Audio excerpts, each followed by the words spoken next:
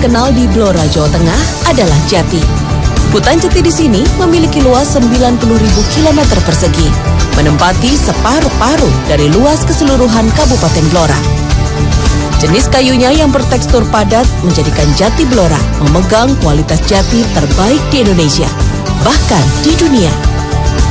Produksi kayu jati ini menyumbang pendapatan asli daerah sebesar 6 miliar rupiah per tahunnya. Hampir separuh bagian dari wilayah Blora, Jawa Tengah terdiri dari hutan jati dengan kualitas terbaik dunia. Dan dari hutan jati dengan nilai ekonomis tinggi inilah sebagian masyarakat menggantungkan hidupnya. Namun seperti apa fenomena kehidupan masyarakat di pinggiran hutan jati Blora, Jawa Tengah? Pemirsa, ikuti perjalanan Indonesiaku. Sejauh mata memandang, terlihat hamparan rindang hutan homogen. Dari hamparan hutan inilah, masyarakat daerah tepian hutan menggantungkan hidupnya. Salah satunya bagi mereka yang tinggal di Kecamatan Ciken.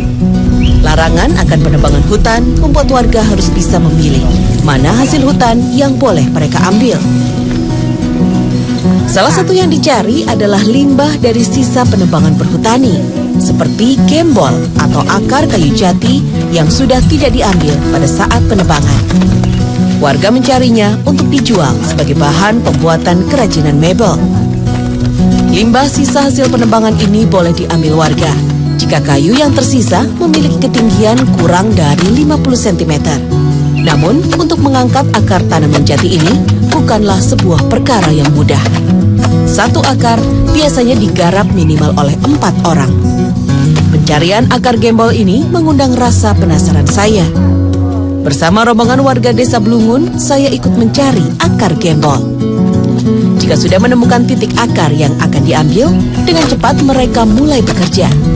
Hanya ada peralatan sederhana seperti cangkul dan linggis yang digunakan. Penggalian terus dilakukan hingga semua bagian akar terlihat. Pak Edi, saya bantuin ya Pak ya? Silakan kalau bisa. Ini digali gini ya Pak ya? Sampai dalam. Oh, jadi sampai akarnya Tulisan dipotong. Oh gitu. Berapa meter biasanya Pak? Ya biasanya kalau besar ya 2 meter lagi lah. 2 meter? Ya kalau bisa dalamnya. Iya. Ya dalamnya sampai habis akarnya ini. Oh gitu Pak ya. Pak ini kan banyak nih Pak, akar-akarnya kemana-mana. Ini nanti motongnya gimana caranya Pak? Potong ya digali dulu. Kalau udah kelihatan baru dipotong. Diukur dulu Pak ya? Ya. Diukur sesuai ukuran meja baru. Membelilah yang entah berapa ukurannya. Sesuai permintaan Pak ya. Ya karena struktur kayu jati ini memang padat dan keras, jadi untuk memotong akar-akar kayu ini nih nggak mudah. Jadi harus ada tenaga ekstra dan alat-alat yang juga harus tajam. Karena susah banget. Proses pencarian kayu gembol ini memakan waktu hingga 5 jam. Jika akarnya besar, pencarian bisa memakan waktu seharian.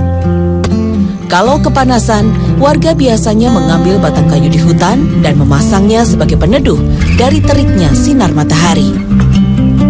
Jadi karena di sini panas sekali, jadi orang-orang di sini membuat peneduh seperti ini, mengambil pohon-pohon di sekitar sini ya Pak ya, buat teduh-teduhan seperti ini. Ini lumayan Pak ya, jadi nggak terlalu panas ya? Terlalu panas. Karena nanti prosesnya lama banget. Ini ganjil Pak. Ini Pak. Sampailah pada proses tersulit dalam pengambilan gembol ini, yaitu mengangkat akar jati dari tanah. Keterbatasan alat membuat warga memutar otak mencari pengungkit di tengah hutan.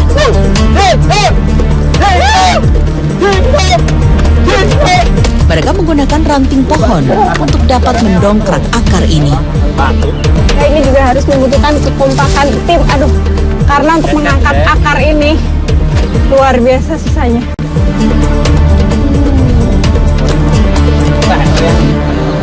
Ya. Proses selanjutnya adalah ya Pak.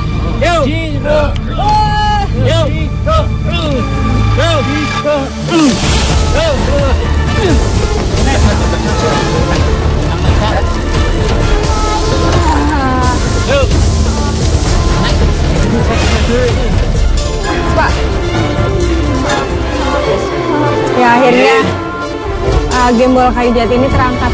Dan proses selanjutnya adalah pembersihan akar-akar ini dari lemah yang masih menempel ya Pak ya. Biar nanti prosesnya untuk membuat kerajinan jadi mudah. Beratnya akar dan jalanan hutan yang menanjak membuat kami harus sekuat tenaga untuk bisa menjual gembol ini. Di tepian hutan sudah ada pengepul gembol yang menunggu. Mereka biasanya adalah para pengusaha mebel. Nah ini sampai juga kita ke mobil tempat pengepul untuk mengambil kayu ini. Dan tadi udah dipikul dari sana. Yang pikul ini harus 6 orang karena beratnya kayu jati ini lebih berat dari kayu-kayu jenis lainnya. Segini berapa Pak? 100.000. Harga kayu segini 100.000 Pak ya.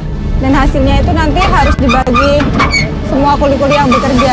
Jadi setiap orang mendapatkan sebesar sekitar Rp20.000 untuk pengangkutan dari pagi hingga sore tadi.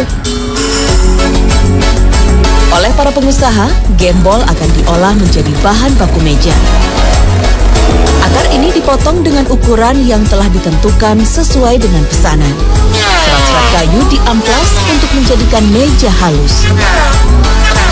Setelah bagian atas meja halus, gembol ini kemudian dicuci agar terbebas dari tanah yang menempel. Pekerja di perusahaan mebel di sini adalah warga tepian hutan juga. Sementara, para pengusaha mebel yang ada di daerah Blora, sebagian besar berjenis usaha kecil menengah. Karena keterbatasan modal, mereka hanya menjual gembol dalam bentuk setengah jadi ke tengkulak lain di luar kota. Dan dari kota lain itulah, kayu gembol asli Blora diekspor hingga ke mancanegara dengan harga yang jauh lebih tinggi. Sulitnya memperoleh bantuan modal untuk usaha membuat perekonomian di daerah ini tidak berkembang. Ini hasil dari hutan yang didapatkan Blora ini seberapa besar Pak? Kira-kira 6 sampai 7 miliar. 6 sampai 7 miliar Per tahun. Per tahun ya. Nah dari hasil itu Pak, itu apakah nanti pembagiannya ke masyarakat itu seperti apa Pak? Terutama masyarakat yang ada di pinggiran-pinggiran hutan itu Pak? Oh kalau itu khusus untuk pemerintah daerah Kabupaten Blora, masuk ke daerah dalam rangka kita gunakan untuk perencanaan pembangunan. Sementara yang masuk tadi tentang untuk sharing dari masyarakat desa hutan itu sendiri, jadi mempunyai perjanjian sama pemerintah tani yang disebut dana sharing. Oh dana sharing. Jadi, nah dana sharing ini sekarang udah tersalurkan semuanya gitu Pak untuk masyarakat sekitar? Sudah. Jadi tahun ini sudah semuanya. Terakhir kayak kembali tinggal 6 dana sharing yang terakumulasi dari semua LDM itu 6 miliar. Oh 6 miliar itu dibagi banyak Mbak.